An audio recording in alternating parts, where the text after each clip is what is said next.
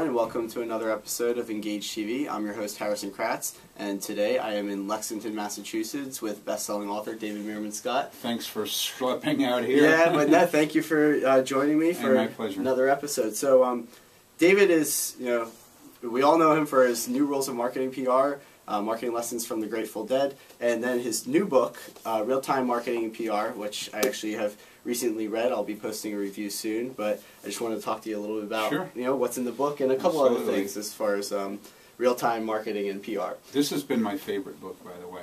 I just think the ideas in here are so interesting and so exciting, and so few people think about real-time because, in school and in businesses, everyone is just focused on planning mentality and focusing on, the product launch that's coming out in 3 weeks or 3 months, and nobody's really thinking about today. Yeah, it's just so interesting. What I like too is that it's a lot of passion goes into real time, and because it's so much outside of the box. Right. So like you really have to have that passion to stay with it at all times. So that's what I really like about it. So one of the studies that I really liked that you did was the email study that you did with the Fortune 100 companies. Right. Sure. Now it seemed like you got some great responses, quick responses, and you did this back in May.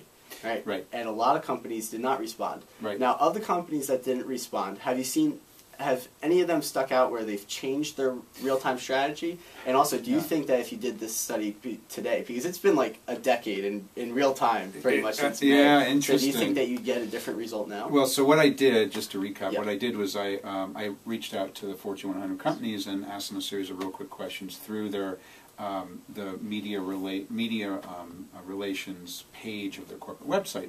11% didn't even have a place that a member of the media, me, could reach them. Yeah. That's crazy. Yeah, absolutely. And only 28% actually got back to me to say that they're doing this, which are the things I talk about in the book. So then I analyzed the stock price. It turns out those 28% are much more successful in terms of stock price on average.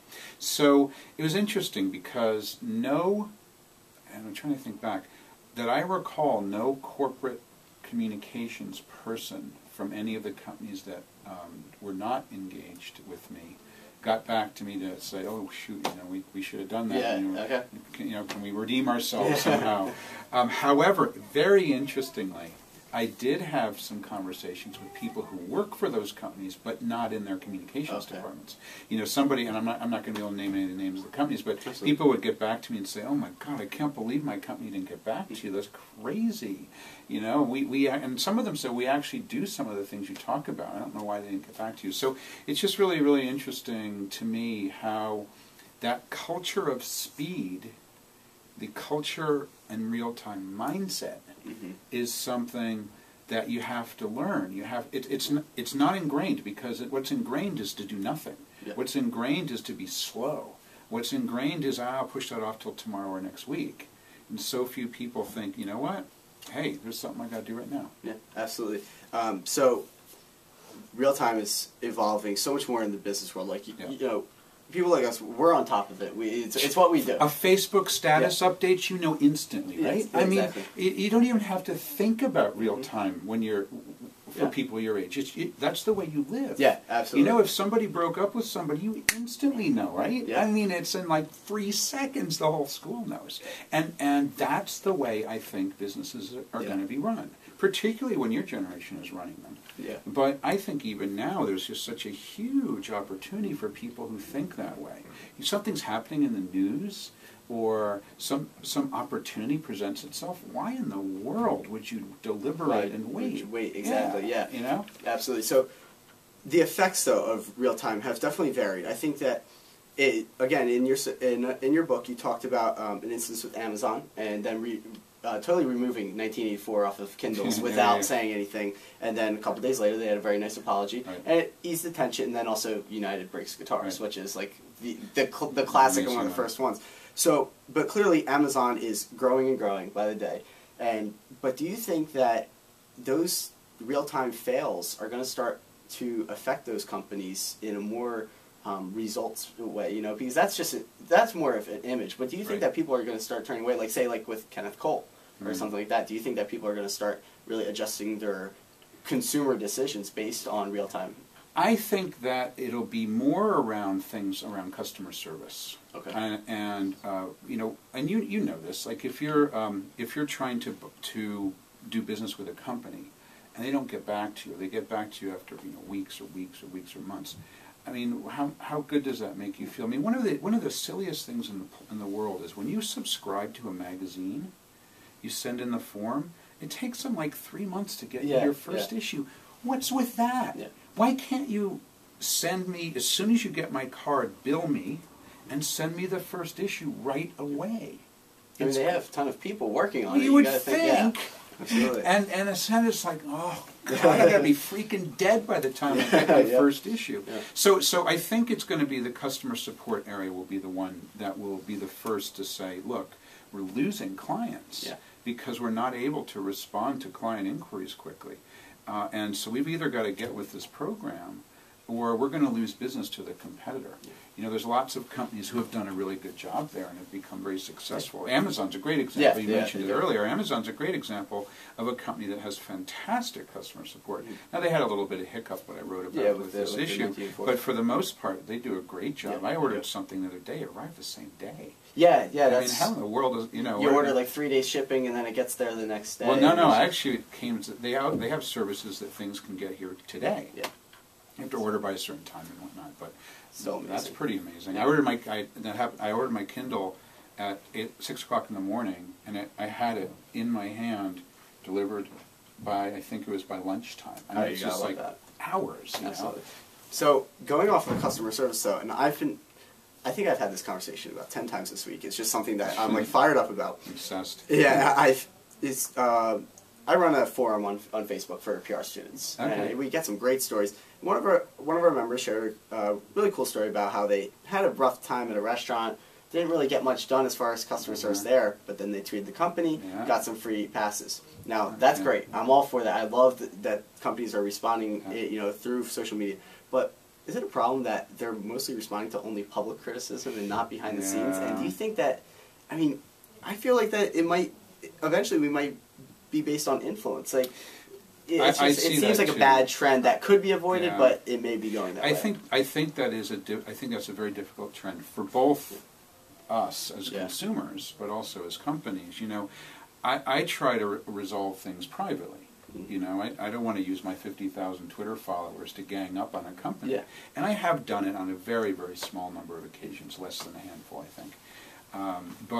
That's an interesting trend. There's also the trend of, I'm not sure how much I'm a fan of the restaurant when they get called out giving something for free. It's almost like hush money. It's like a bribe almost. I mean, don't say that. Don't say that.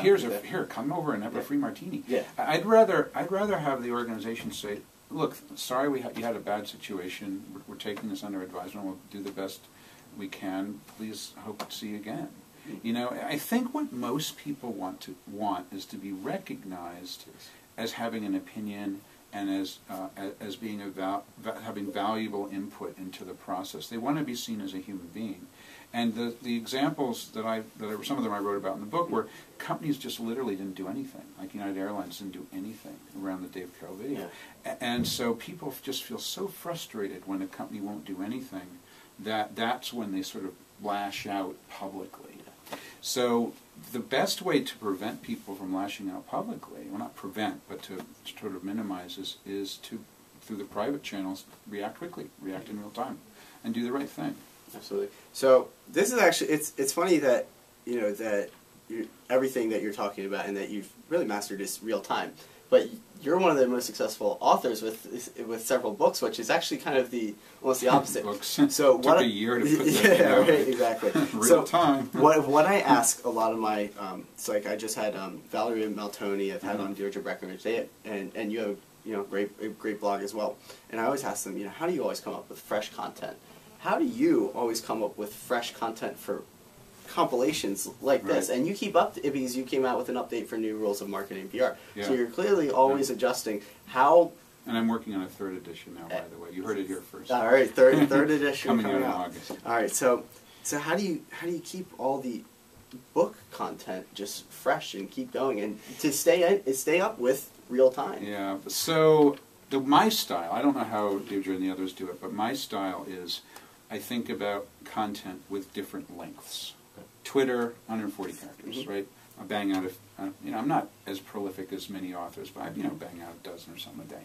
And then the next size is a blog post, 400 words. 400, 500, yeah, something like that. So, and then the next, from there are my free ebooks, 3,000 words. And then we've got, a book, which is 50 to 75,000 words.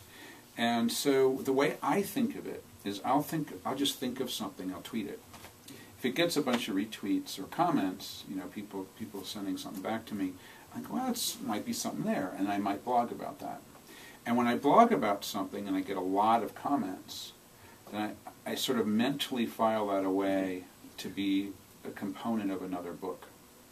And then to think of the topic of a new book, that's the hardest thing. Mm-hmm. The hardest thing is, and the way I like to think of a topic of a new book is when I see a pattern in the world that no one's seen before, no one's written about before, that's when, or at least no one's written about in the form of a book, that's when I know I've got a topic that I can grab.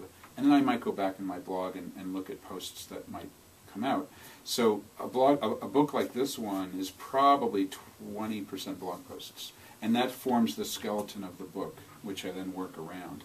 So that's what works for me. And I think the most important thing is that pattern. Okay, so the New Rules of Marketing and PR originally came out in June of 2007, which meant I was writing it throughout 2006.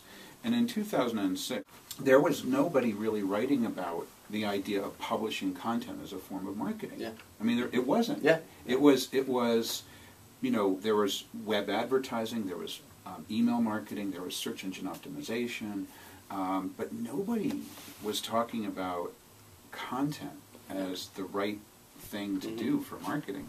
And so I saw these patterns back in 2004. And in 2005 and 2006 I'm thinking and I'm writing, and then the book comes out in 2007. And so the reason I think that book has done pretty well... very well. By the way, it's out in 30 languages. Some of these things are really cool. That's Dutch. This one I think is like Latvian or something. I don't know. Whatever. I don't know what this is. Terrible. This is Japanese. But anyway, my point is, when I see these... This is Japanese right here? Yeah. Oh, I gotta see this. This is...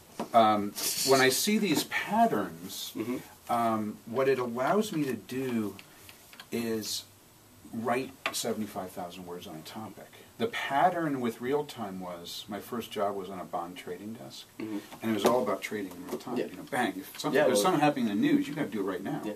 So that pattern hadn't been articulated around marketing and public relations before. Now, right? Now, Bang. exactly, yeah. A little bit around crisis communications. People would talk about real time. Responding quickly. Yeah, but it wasn't to the extent of a book length, nor do people talk about it from the opportunity side. Because crisis communications all on minimizing the negative, whereas 90% of the opportunity is opportunity, something good that you can react to. So well, anyway, that's my style for being prolific and writing this stuff.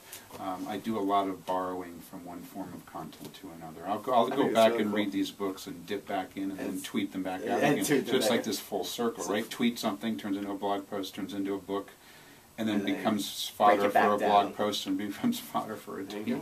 All my secrets. Now you know how to write a book. Yeah, exactly. That's a great way to leave off. So again, David, thank you very much. It was a pleasure. Like I said, guys, you can go get Real Time Marketing PR. You can get it on Kindle, from Barnes & Noble, Amazon, and also you heard it here first, the third edition of New Rules of Marketing PR, coming out in August. So we'll give you guys an update on that.